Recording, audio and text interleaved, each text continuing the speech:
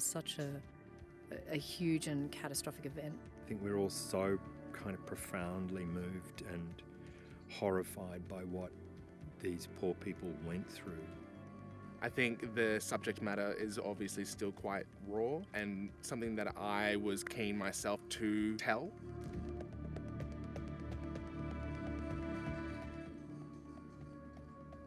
It was amazing to me to make something that was so current about something that had really only impacted us all. It was such a huge and catastrophic event. I'm sorry about your farm. Langilla, isn't it? Yes, it is, yeah. And Australian people, I think we're all so kind of profoundly moved and horrified by what these poor people went through in those fires.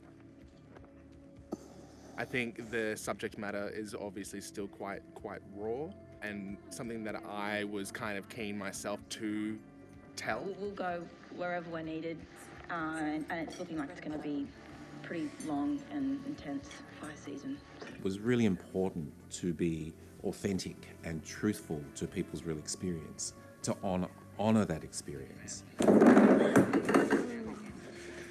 What people will put through, their morals and how they are represented by their land and how important it was for them to never give up. What I find incredibly moving about these stories is just people's resilience and their ability to go on through terrible things. To me, it's always about the sense of hope that people still carry, the sense of what they do for each other, the kindness, those kind of things are the things that really move me in these stories.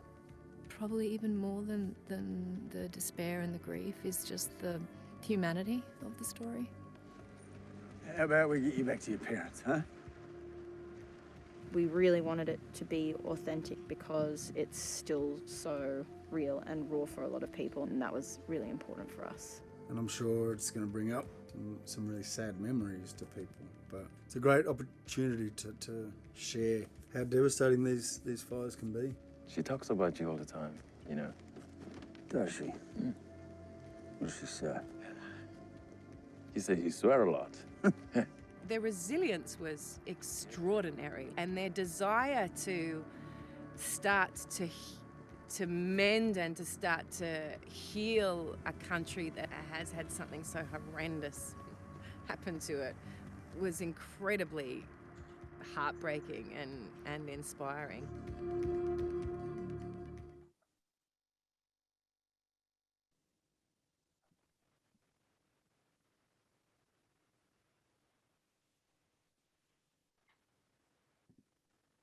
Welcome to the ABC Fires and Natural Hazards Research Australia webinar for the International Day of Disaster Risk Reduction. I'm your host, Kate Brady, and I'm the host of the new ABC podcast, After the Disaster. Before I introduce you to your panellists, I'd like to acknowledge the traditional custodians of the lands from which I'm addressing you all today.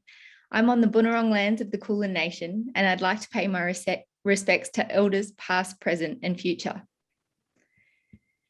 Now, to introduce you to the amazing panel we have today, I'm really excited. We've got so many really great people to talk to you today.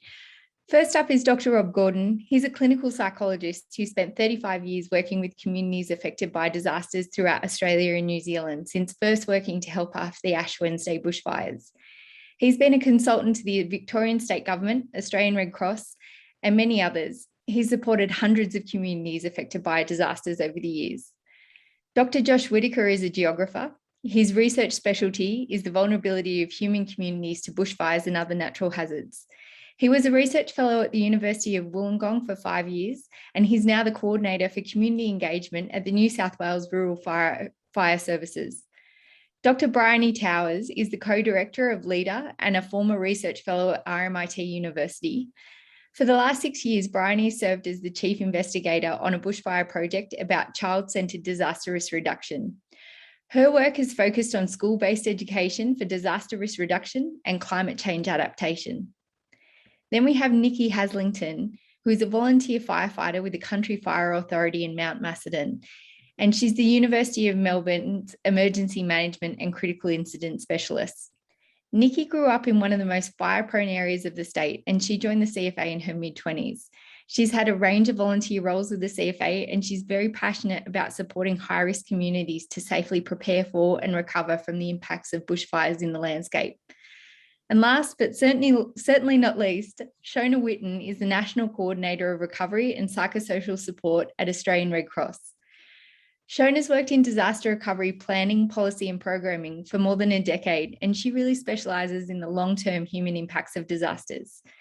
Shona's currently overseeing all of the disaster recovery operations across Australia for Australian Red Cross.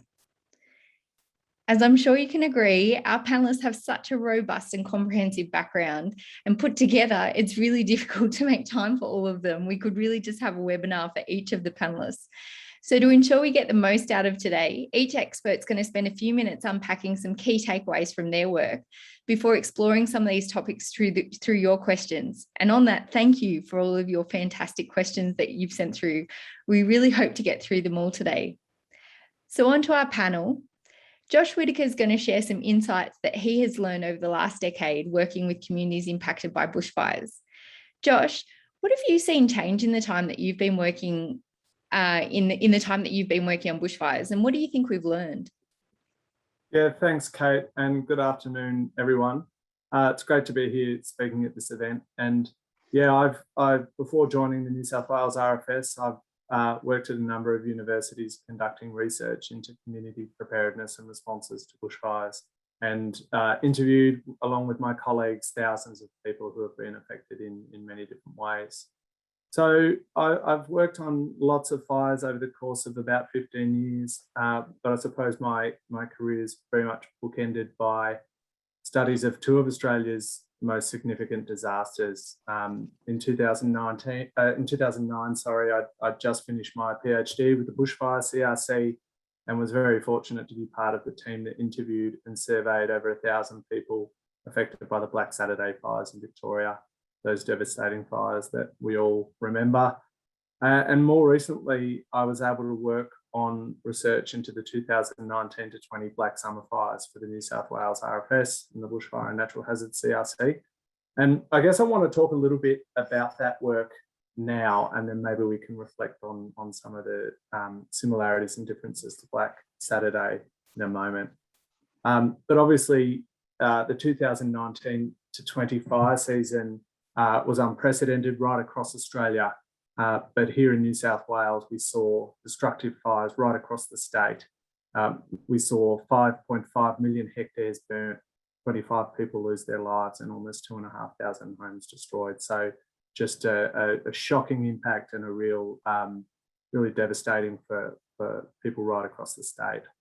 So the research team I was leading was asked to interview people who were affected by the fires, and really ask them about how they'd planned and prepared for the fires, how they'd responded when they came under threat, and ultimately how they were affected. And we ended up speaking to about 200 people and surveying over 1,000 people who were affected by those fires. And one of the things that really stands out about this most recent fire season relates to the prolonged and repeated exposure that many people had to fire. Obviously, the season was exceptional in terms of its length and the area burned. In our research, we found really high levels of risk awareness leading into the season, perhaps in contrast to some of the other research that's been done. And most people were aware that there'd been fires burning in the north of the state. And in fact, many people in the major cities on the eastern seaboard had been exposed to smoke for really prolonged periods of time. And we also saw some people threatened by fires multiple times over the course of the season. So some of the people on the south coast that we spoke to in particular had to evacuate 4, 5, 6 times from their properties. So we saw this translate into higher levels of planning and preparedness than we sometimes might, although we still spoke to plenty of people who hadn't really considered what they might do if they were threatened by fire. For some people, this heightened awareness really gave them time to hone their preparation. So we saw some people with fantastic plans and really meticulous preparation. And for others, it meant making a plan for the first time. So a lot of people starting that bushfire preparedness journey. Warnings were really critical during the Black Summer fires, so we were really interested in learning about the timeliness and usefulness of warnings to people. We found that most people did receive some form of warning or information that gave them sufficient time and information to take protective action. And an example of that was the New South Wales RFS Fires Near Me app, which was used by more than 90% of our survey respondents. People again found that mostly useful and easy to understand, but the feedback we got was that only around half thought the information was up to date. So this was a really strong theme in our interviews, where people discussed how the information was useful until the fire got close, but then wasn't fine-grained enough for people to make protective decisions. So I want to share this quote, which I think is quite a nice quote from one of our interviewees, who said, "It was useful up until things got close, and then it wasn't fine-grained enough to give us the kind of detail that we needed. And obviously it was glitching, and suddenly the fires would disappear and then they would reappear. It became too unreliable. I definitely would not have been using that to make decisions about whether to evacuate." So we found clearly the app was tested by the sheer number and size of the fires, but the criticisms of the timeliness of the information that people received also reflect growing public expectations of warnings and information. And I think that is a really key change since the Black Saturday fires. Time and time again, from Black Saturday all the way through to Black Summer, we've seen how power and telecommunications can fail in emergencies. So one of the learnings from that is that we need to be really clear in our message that while we can have the best technology available, we can't rely on it alone to keep us safe. And look, finally, I guess one of the really significant differences from Black Saturday, where we were largely talking about people being threatened at their homes and their farms, in the Black Summer fires, we had thousands, tens of thousands of people holidaying, particularly on the South Coast over that Christmas and New Year period. So we interviewed and surveyed hundreds of tourists and visitors to these areas, which has provided some really valuable and unique insights into the preparedness of this highly transitory and mobile group that certainly has been considered in bushfire risk planning previously, but I don't think we've ever seen an impact of such a scale. So we found overall fairly low levels of awareness and preparedness for fire among the tourists and visitors who later experienced it. Some people were aware that bushfires were burning in the vicinity of their destination, but decided to travel anyway, thinking that they wouldn't be affected, while others had received advice from accommodation and tourism businesses that conflicted with what emergency services were telling them, which is that they should avoid those areas.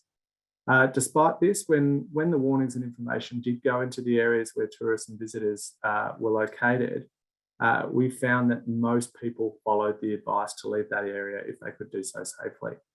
And we found that those who didn't were mostly unable to leave because they'd had difficulty obtaining information, in particular about whether roads were open and routes home were safe. So there's a lot in the research. There's a lot of findings that are already influencing our bushfire preparedness and safety programs. So I might leave it there and happy to take any questions that come through. Thanks, Kate. Thanks, Josh. They're really great points. I mean, the stuff about how prolonged the exposure is at the moment for communities and how that's increasing and our changes in our expectation of technology. You know, we're so used to being able to get minute by minute, blow by blow information in our day-to-day lives. And so that obviously impacts how we use technology. And I think when we think about preparedness, that point around being tourists, you know, so often, even if we are really engaged in preparedness messages and activities, we prepare for being at home, don't we? We don't prepare for all the other places we can be. So that's really interesting. Thank you. Our second speaker today is going to be Briony Towers.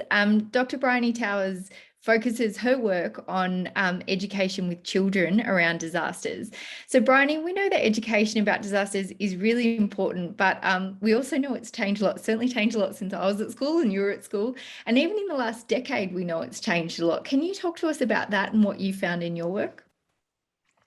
Yeah, definitely. It has changed a lot. And I've been working in this area for over 10 years now. I started my PhD on children's knowledge of vulnerability and resilience to bushfires back in 2007.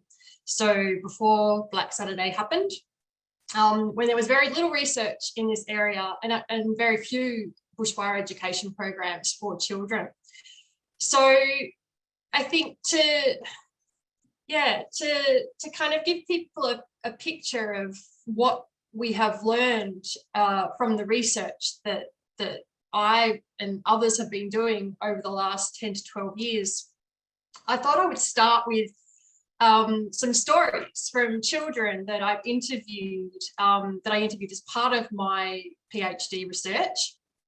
And these stories actually come from children who at the time were at Macedon Primary School, which is on Nicky's patch. So I'll start with a 9-year-old girl who I'll call Sarah. So Sarah lived with her mother, father, brother, and her grandmother in the home that her grandfather had successfully defended on Ash Wednesday in 1983. When that fire encroached on the Macedon township at about 10:30 p.m. on that evening, Sarah's mother, who was about 13 at the time, and her grandmother got into the car and they tried to flee, and her grandfather stayed back to stay and defend. Sarah's mother and grandmother had a really harrowing experience that night. So the visibility was really bad and they ran off the road into a pond. And for hours, they sheltered in their car in the pond as that fire burned around them. And they were actually extremely lucky to survive. Young Sarah knew this story. And when I interviewed her in November 2008, she was feeling really anxious because her family still hadn't agreed on their bushfire plan. Her grandmother wanted to stay and defend, but her parents wanted to leave early. And she told me that every time her family discussed the bushfire plan, it would end in a huge argument. So in the absence of a solid plan for the upcoming season, Sarah and her friend who lived on the mountain had made their own plan, which involved getting on a bus and escaping to the city. She was really worried about what might happen to her family, especially her brother, but she did find some comfort in knowing that she wouldn't be there if a bushfire did come through. I also interviewed a 10-year-old girl who I'll call Maddie. So Maddie's family lived in nearby Wood End, and their plan was to leave early, but they also had a backup plan to stay and defend. Maddie told me that if they had to stay and defend, she had some really special jobs that she had to do. She had to fill up the sinks and the buckets around the house and fill up the bath and keep everybody's water bottles full so they could stay hydrated. She also had to look after her little brother and keep him calm, she planned to do by reading books and singing songs. I asked Maddie why she had to fill up the bath, and she told me that it was because if the fire came from that direction, the water in the bath would stop it. I also asked her what her family would do when the fire actually reached the house, and she told me at that point they would have to get in the car and try to escape. And then there was an 8-year-old boy I'll call Alex, and he lived with his mum and dad and 2 younger siblings on a bush block on the edge of town.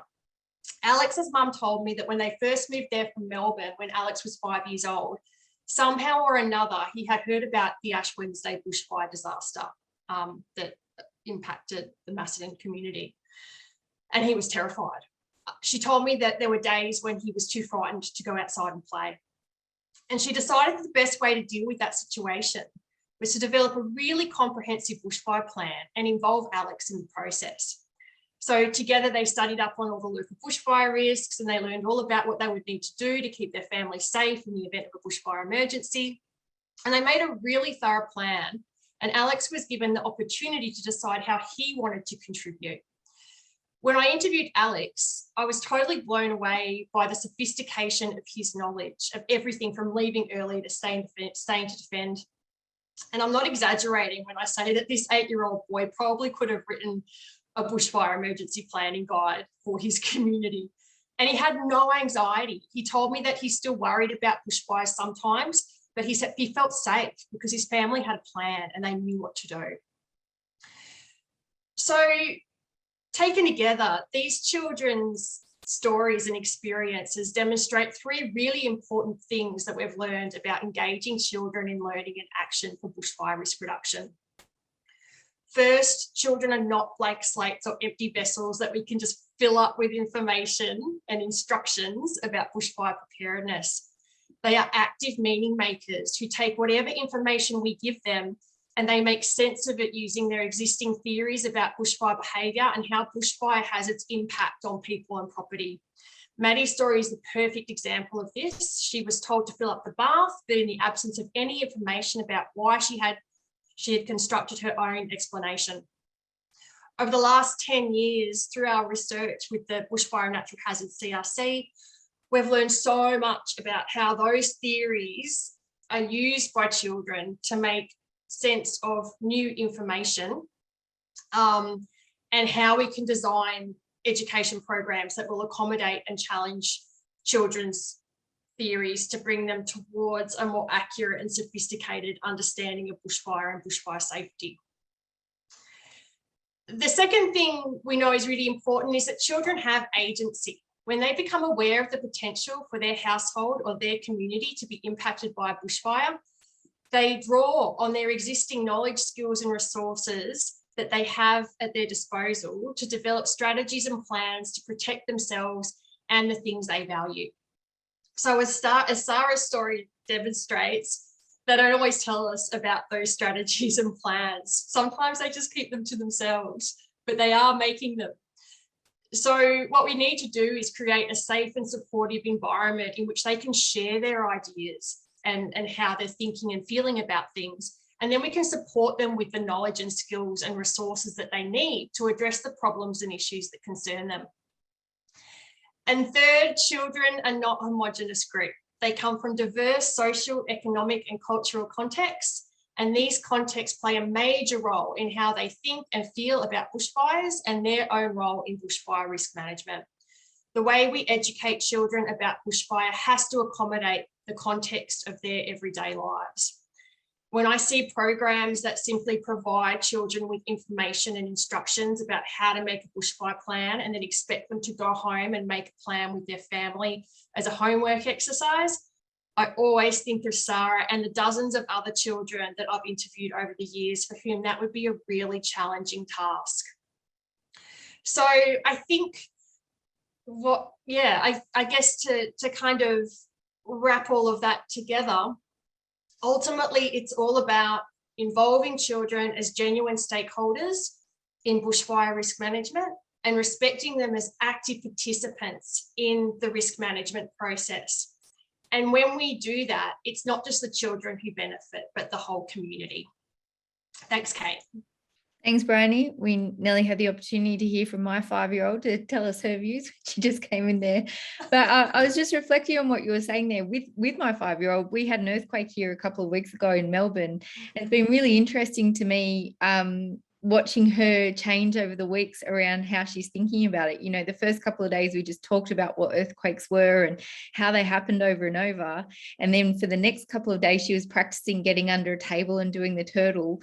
And now it's progressed. That last night she showed me how she's going to get her little brothers under the table with her by demonstrating with some teddy. So it's definitely still going on, and she's still playing with it. So I think you're absolutely right about that, involving them, giving them as much information and that being a dynamic process for them. Thanks, Briony. So Rob, we're going to talk to you now. You've been doing this for a long time, and I think everyone on this panel at some point has been trained by you. So you're the expert's expert, if you like. What have we learned about trauma from disasters over the last few decades? There's been a lot of disasters over the last few decades that we've had, unfortunately, the opportunity to learn from. So how do we get through? What happens? Well, one of the things that's become obvious to me is how much more informed the community is. And slowly, with each of these huge disasters, the whole community is starting to actually take it on board. One of the hardest things for people to prepare disasters is they can't imagine what it will be like. They can't imagine not being able to see their hand in front of their face in the middle of a summer's day because of the thickness of the smoke, not being able to hear somebody a couple of meters away screaming at them, and so on. And you multiply that, then you get to the situation where what becomes important, and I've heard this over and over again with people's stories, is the ability to manage your mind. That's your greatest resource. because you may have a beautiful plan, but if your mind is not working, you don't implement it. And I've heard people tell stories about how they couldn't even think of what their plan was because they were in such a panic.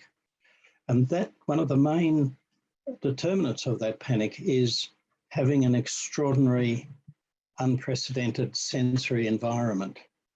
I think it's so important that people acquaint themselves with what it's like, and anything will be better than nothing. So descriptions, verbal descriptions, media footage. This current fire series, I think, gives a very accurate and graphic descriptions of what it's like in the middle of it. And what we need to do is to get beyond the point where that simply translates into alarm and anxiety, and to be able to know exactly what we are going to do as a result of that, and to have the things prepared. And I know I was on the edge of Black Saturday for fire in the Yarra Valley. It didn't get closer than about 100 metres, but that's as close as I ever want to get. But I'd heard these stories, so I organised for my wife and I to have walkie-talkies so that we could use them. But we didn't actually routinely use them, of course. And I sent my wife onto the front veranda and said, if there's a spot fire in front, walkie-talkie me and I'll be out the back. Problem is she sat down on the front veranda and put the walkie-talkie in her back pocket and pressed the button which switches off the keyboard. And neither of us could work out how to turn the keyboard on. So we may as well not have had walkie-talkies. And if we don't use them in such a routine way that you don't have to think about how to turn the keyboard on, you're not going to be able to work it out in the flurry of the moment. The other thing that I think is terribly important is that we need to understand what will determine the long-term outcome for people is not what happens on the day. They could lose everything they own, and if they're insured, they'll get a lot of government support. They'll get a lot of support from Red Cross and all sorts of good people like those of us here. What's going to determine the long-term outcome is how they do the period from about 6 months to 2 or 3 years down the track, because that's the time where you see people's exhaustion come, rushing around, putting everything else on hold, their relationships deteriorating, their health deteriorating, their relationships with their kids being lost. So that when they come out the other end, they're not the same people and they don't have the same lives. And there's been a big focus on diagnosable mental health conditions. So I've introduced my own diagnosis here for people who are not mentally unwell, but are really just stressed. And I call it degraded quality of life. Degraded quality of life will lead to mental and physical ill health, but a few years more down the track. So therefore, I try to give this message of once the event has occurred, whatever it's done to you, really put the priority on managing the things and keeping going with the things that gave your life value and meaning beforehand. Whereas there's a huge thrust to go into this emergency mode and rush around and try and fix everything up. We can't do it fast enough without it damaging us. And so it's this maintaining the quality of life and the routines and the time to spend with each other. So I think understanding the real problem of preparation is managing your brain, keeping your arousal in control. You've got to have a plan, but that's only the start. You've got to be able to use your plan with your mind. And then when you get out the other side and the smoke and the dust clears, really taking great care to preserve the quality of life and recover as you can, because in 10 years' time, it doesn't matter whether it took you 6 months or 3 years. What'll matter is whether you've still got your marriage and your relationship and your health and your kids and everything's still going when you do get there. And so take it slowly. That would be one of the things I've learned. And I think people are starting to get these messages.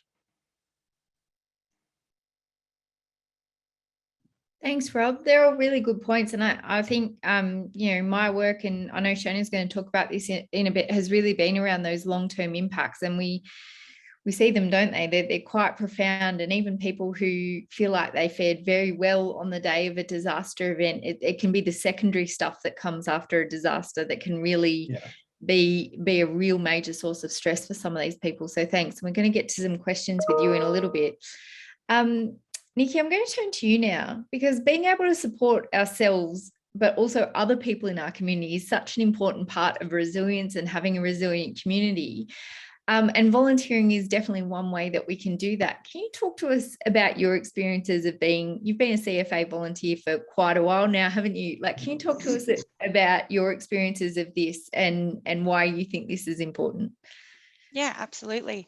So my story is very much one of lived experience of bushfire informing the decision to volunteer.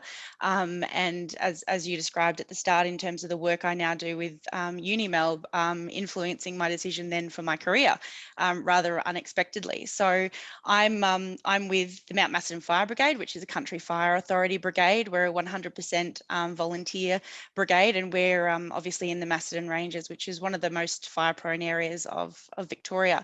I've been with the brigade since my mid-20s, and I grew up at the base of the mountain with my family. I've held lots of different roles with the brigade, from community engagement to social media and serving on the brigade management team, which has given me an incredible array of skills.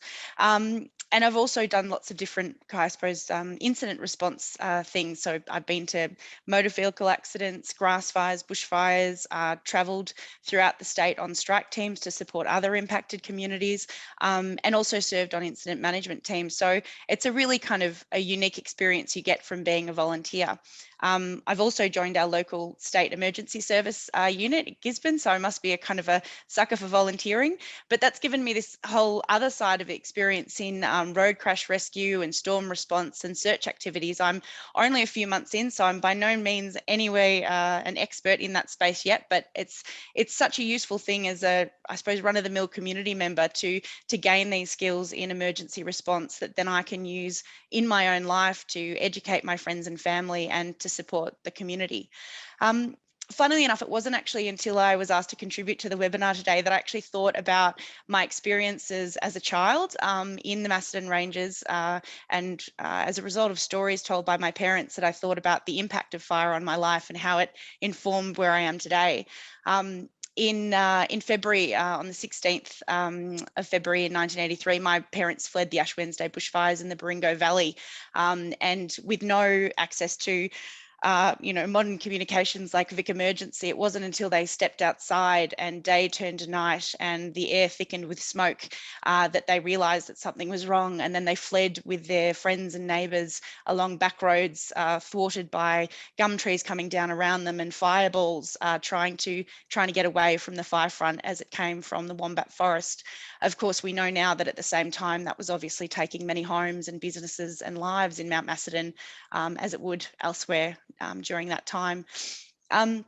That experience, as well as experiences of coming back later in the 90s in a taxi after my dad, who worked as a municipal emergency management officer, had left us to get back to a going fire, and seeing the glow around Mount Macedon from the fire happening in Wood End, and then later going to help the CWA ladies make sandwiches in the bright deli of the Wood End supermarket to feed the troops.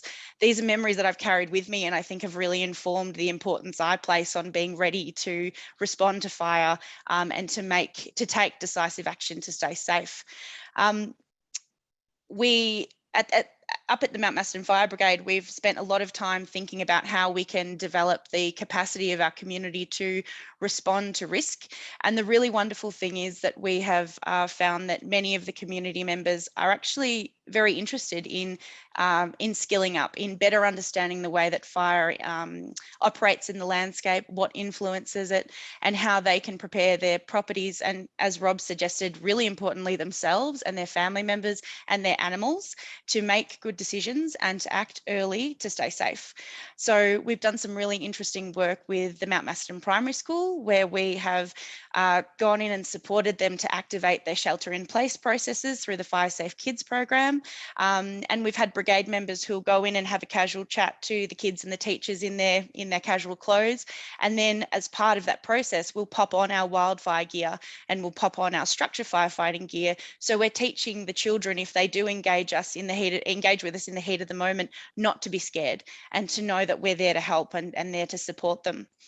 In terms of the value of that educational process for children and the families, as well as other community members, we often say that we only have 2 trucks and 1 Ford Command vehicle, which is a 4-wheel drive, and there are over 600 households in Mount Macedon and surrounds.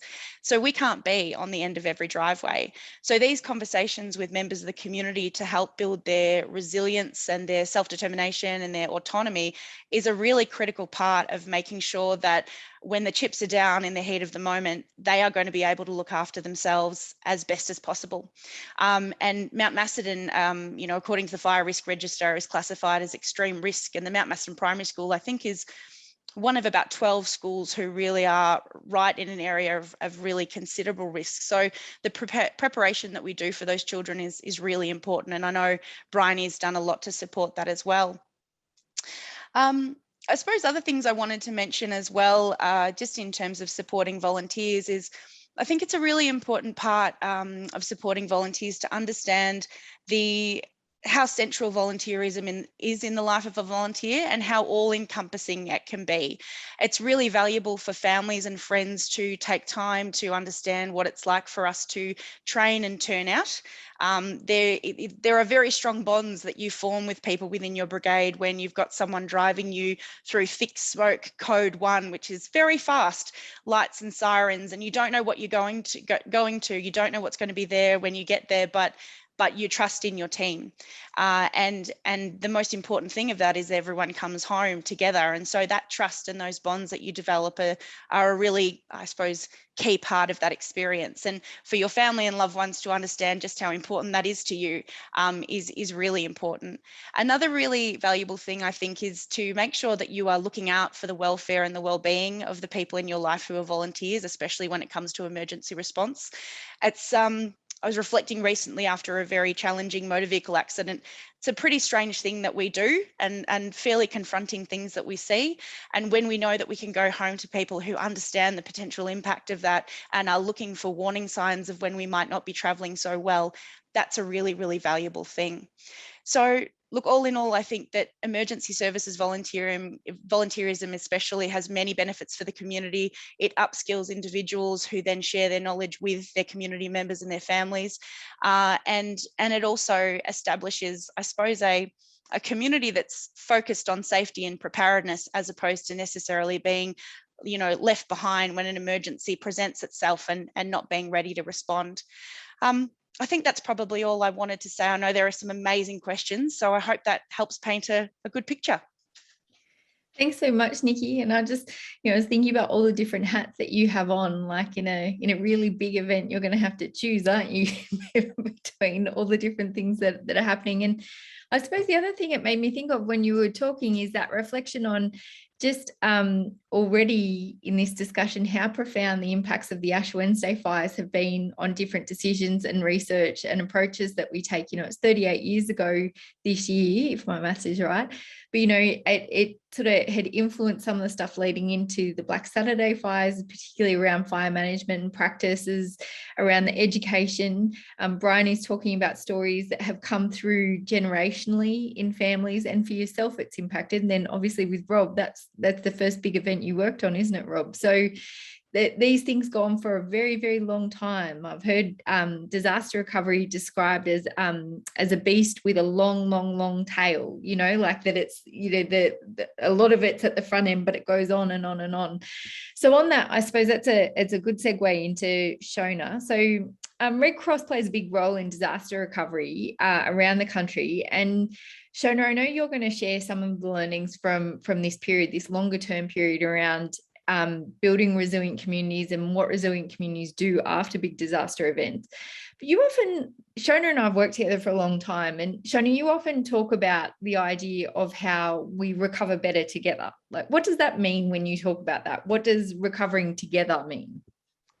Thanks, Kate. Yeah, I think before I touch on that, I just want to highlight that I think when you're talking about Ash Wednesday being really formative, also so has Black Saturday, and a lot of the things that we've learned in our work at Australian Red Cross around recovery really has been driven by our learnings from Black Saturday, and that recovery is really long term. And I think one of the changes that we've seen in the emergency management sector over the last 10 years has been a real kind of acknowledgement of the long-term nature of recovery across not just agencies like Red Cross that work with people, but also agencies like those that Nicky volunteers with, the volunteer agencies, CFA, your rural fire services and that kind of thing. There's a real acknowledgement of that long tail of recovery, and partly I think maybe that's because we're having more events more often and people aren't recovered until but by the time the next one kind of happens. So I think,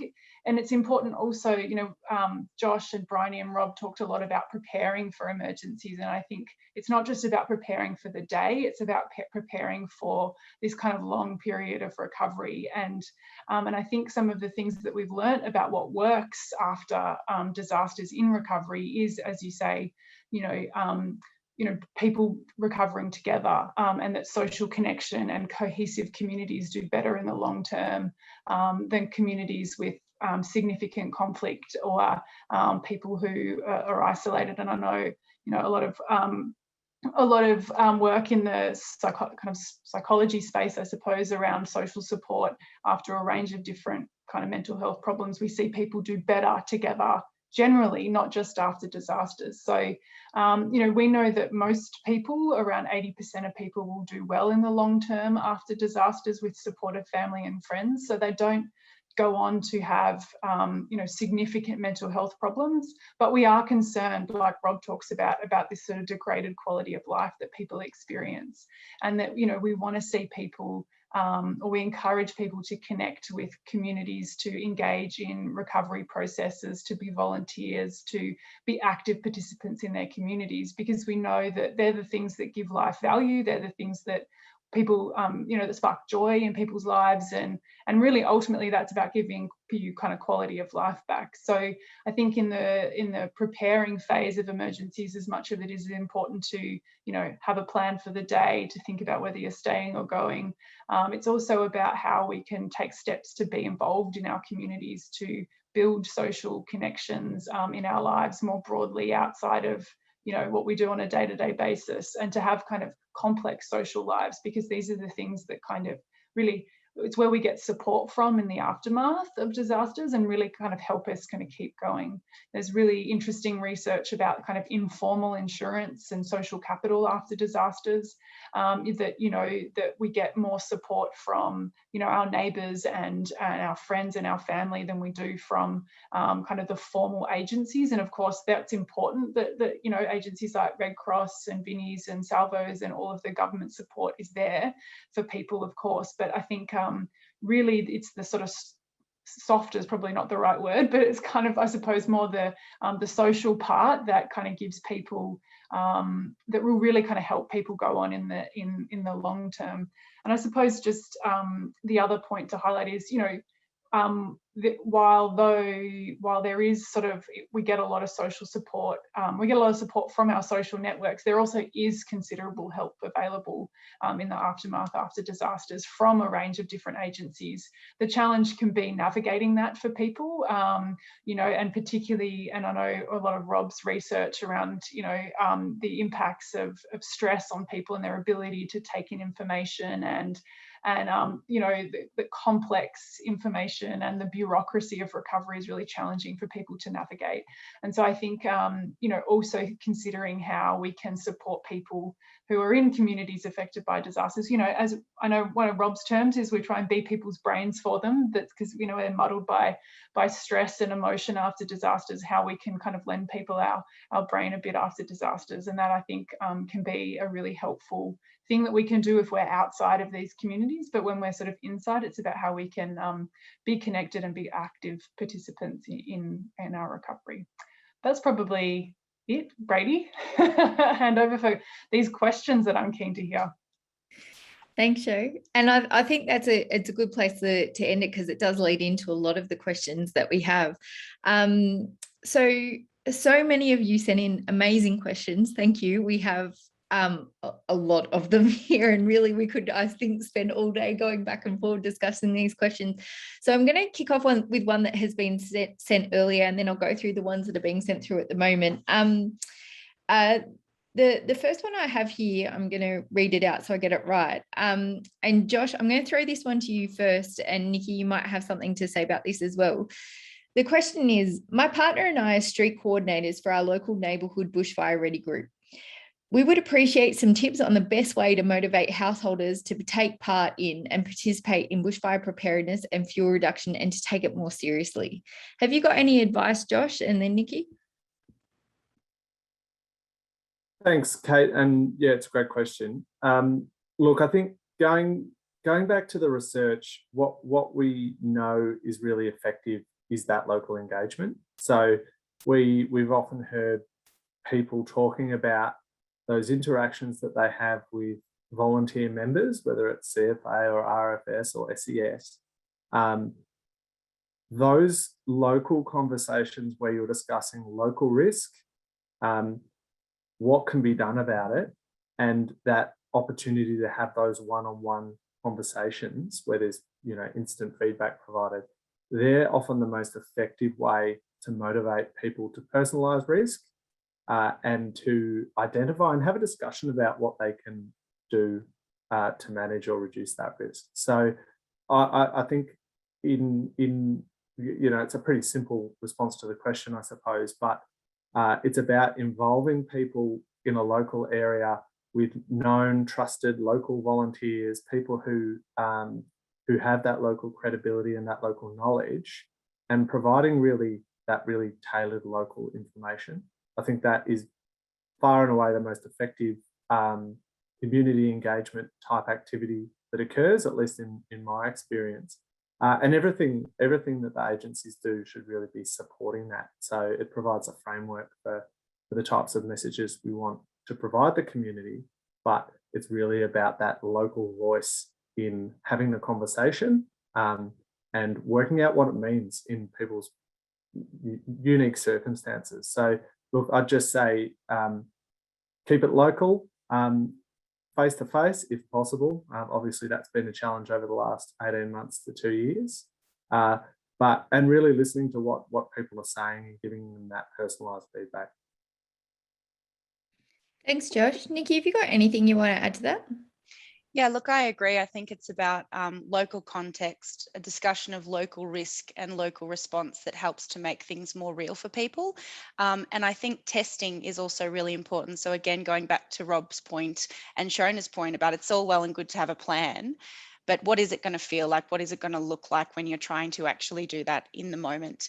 I would certainly recommend that for that local fire guard group, actually maybe walk through the plans, decide to kind of activate yourselves in a little scenario and actually see how long it takes you to pack up the kids and pack up the dog and pack up everything and get to the front gate.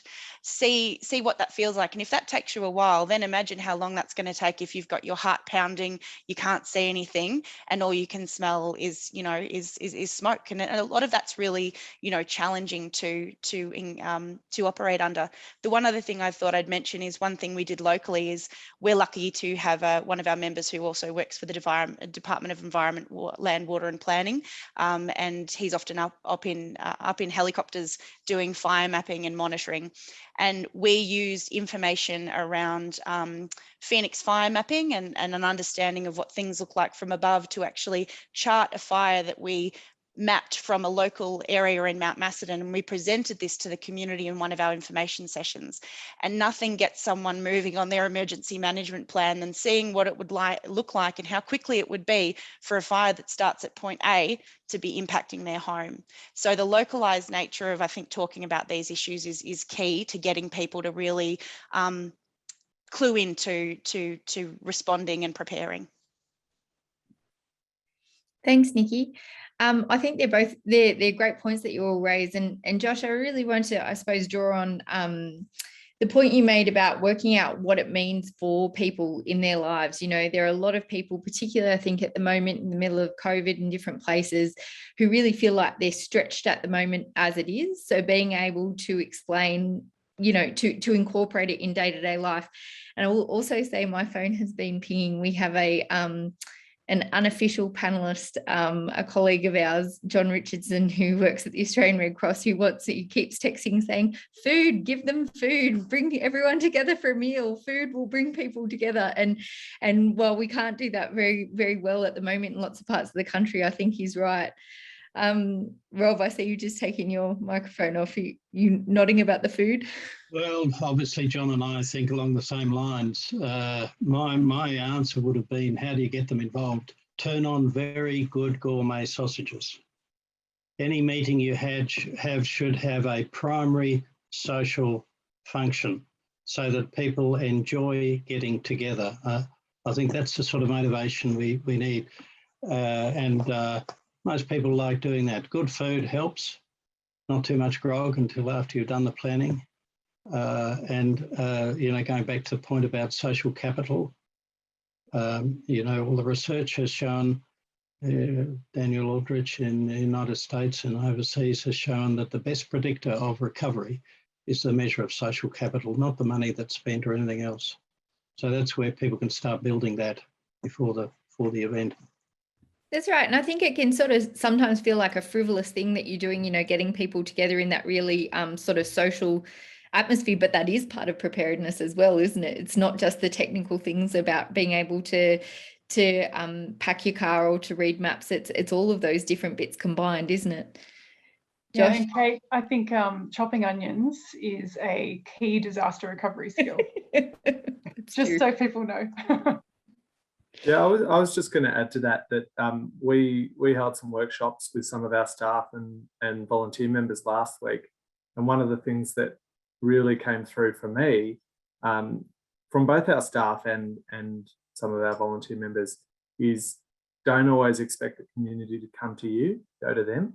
And some of the most effective events and engagements that they were talking about were where they actually went, you know what, there's a community market, let's go, let's have a presence, rather than setting up your stand or your meeting and expecting them to come to you. So I think, you know, it goes to recognising that people are in lots of different places, both physically and psychologically, perhaps particularly with some of the pressures that we've had over the last 18 months with COVID, and really, you know, identifying opportunities when people are open and available for that conversation.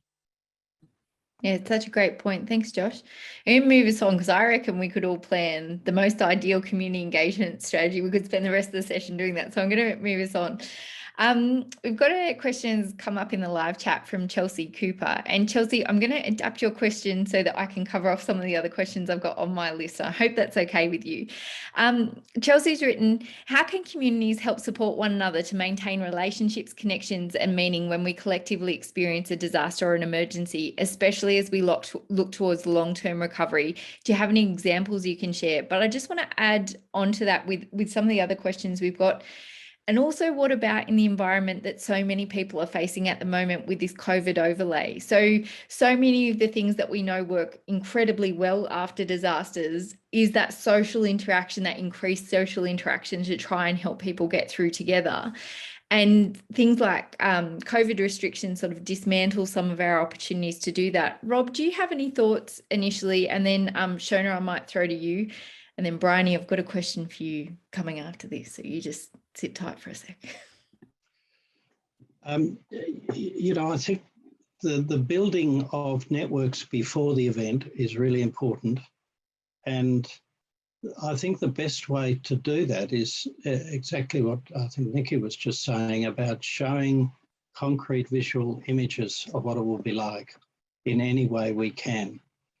Because we've got to remember that a disaster for most people is outside their previous experience. And that's the thing we've got to get over. When they imagine it, they will imagine what they've seen on movies, and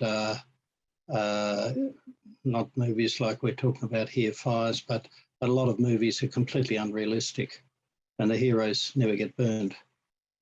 So this sense of the experience of danger being paired with action, appropriate action, is the important thing. But what we've got to understand is that this factor of the arousal state, the emergency in your brain, when that happens, your life simplifies. And so people connect with each other on a very, very basic level of just survival. And differences melt away, and it's just another human being, and we, of course, help each other. We don't worry about who they vote for or what they think about the pandemic. We just help each other. And that brings a kind of artificial closeness, which is totally adapted to the emergency at the time. And I've observed time and again a sequence that then unfolds after that, because to begin with, for the first few days, everyone's still in that emergency mode. And then slowly people actually come out of that and start to realise, actually, we've all had a completely different experience, because the emergency mode is we're all in this together, we're all having the same experience. And then we find out we didn't actually, we all had different experiences. You evacuated, I stayed, I fought the fire and saved my house, but I'm traumatised. You evacuated, lost your house, but you're not traumatised. One person's got some kind of insurance, somebody else has got something else, and so on. All of these differences, when they show up in this superheated connectedness, create tremendous tensions. And we see a predictable process then starts to unfold. I call it cleavages. The community starts splitting as certain issues come to the fore.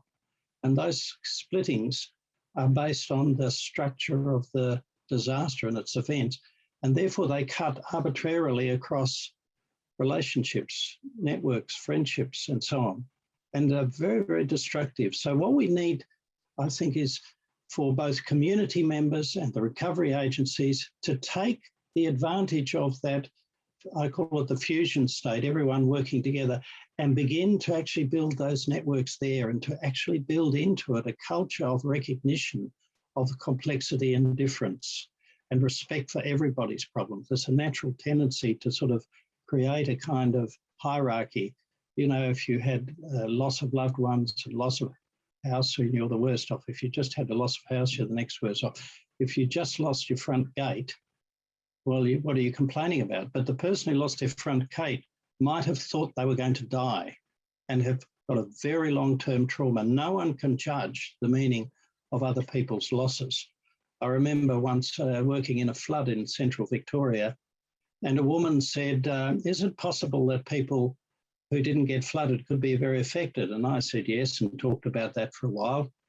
And after I spoke about that, she said, well, actually, we were a little bit affected. Our shed was flooded.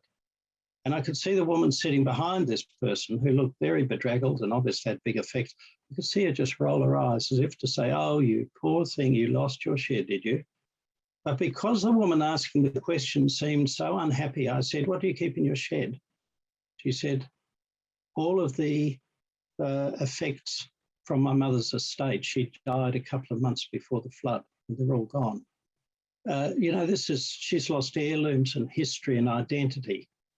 So no one can judge. And this is what happens in this simplified post-disaster world. And people say very hurtful things without intending to, very simplified things. So we get in there and we start working with these networks and helping differently affected groups to get together and advocate for their needs and bring them into a more cohesive network.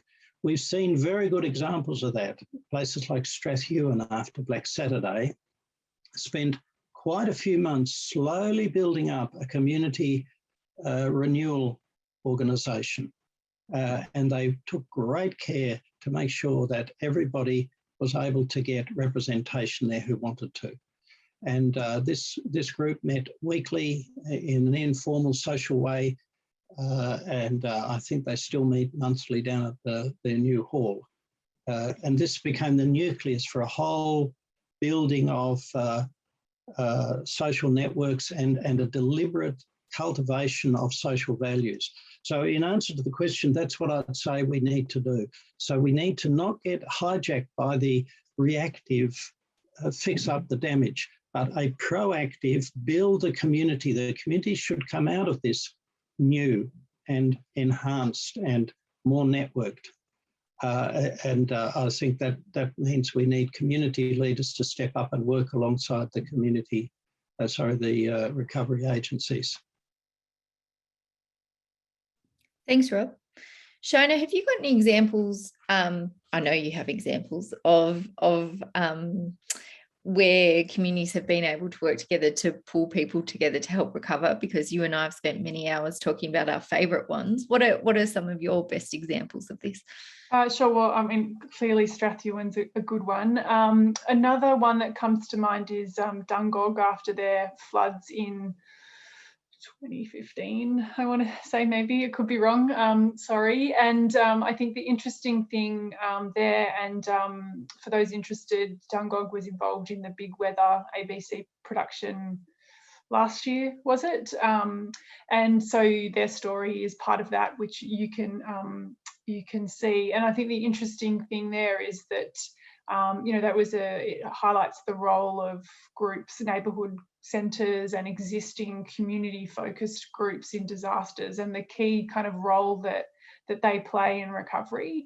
Because I think we don't often think about emergency management sector. Often is all the agencies that do the fighting of the fire or the flood or whatever, but in recovery often it's the agencies that aren't really front of mind when we think about disasters, like neighbourhood centres, community groups, community gardens, these kinds of things. So that they tend to know their communities really well. They foster engagement in activities that are for the benefit of communities. So they do kind of a form of recovery work all the time anyway, and it often takes a different shape after disasters, but they're well connected. I think also a little one you can see a little video on is Littleton in Christchurch after the Christchurch earthquakes.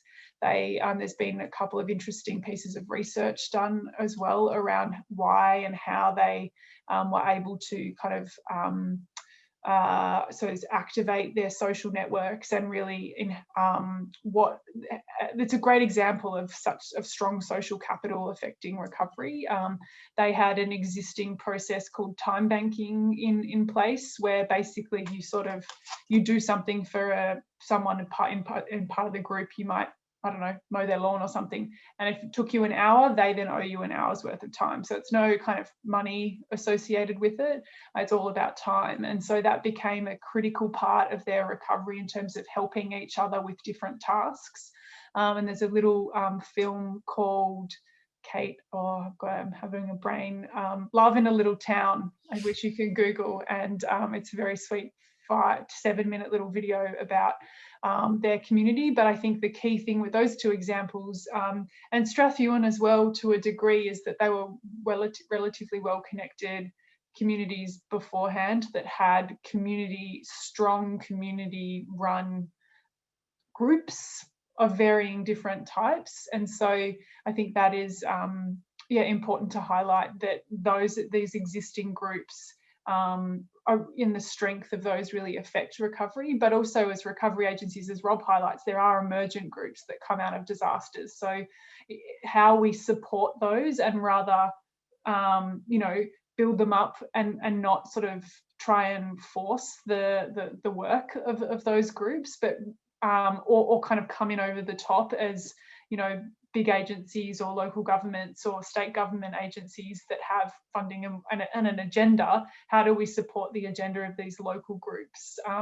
And as Rob was saying, how do we support the interplay between the individual experience of recovery and what's happening in groups? Because we need to give people, I suppose, information to help manage their own processes, because there's an interplay there with then what happens within the groups. So I think there are important things to highlight. But there's lots of great examples out there. There's just a few. Thanks, Jo. Briony, I said I was going to go to you next. This is a question that's come through in the lead up. One of the participants has sent it in earlier. And I suppose when we're talking about preparing for disasters and bushfires particularly, it can be really scary things to talk about, can't it? Particularly if as parents or grandparents or adults in children's lives, we've had a scary experience with a disaster before. And this question is, how can you avoid passing on your concerns or fears to children? How can you empower them with the information that you give rather than scaring them? Yeah, it's a really good question. Children do have fears and anxieties around bushfires, especially if they're aware of the potential for a bushfire hazard to impact on their household or community or other things that they care about.